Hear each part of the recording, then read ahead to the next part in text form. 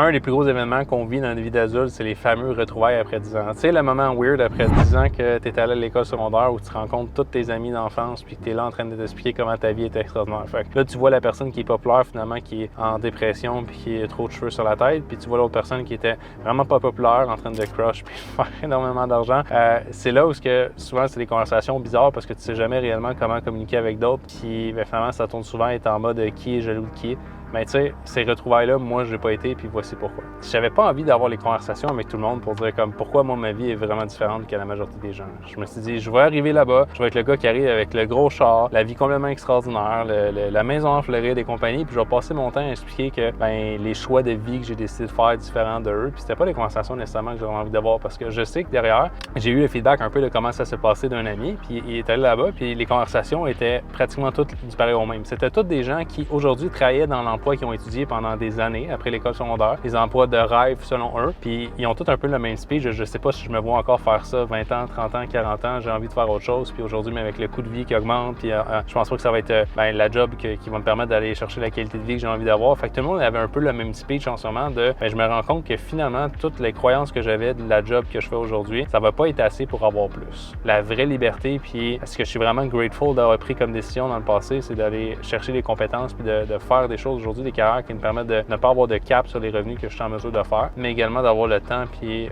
la liberté de choisir qu'est-ce que je fais de mes journées en fait. Puis je pense qu'aujourd'hui, le remote closing est réellement l'un des métiers qui te permet en fait le plus rapidement de vivre ce style de réalité-là sans devoir lancer ta propre business puis de vivre avec tout le stress qui est relié à l'entrepreneuriat que je pense que beaucoup de gens n'aimeraient pas vivre.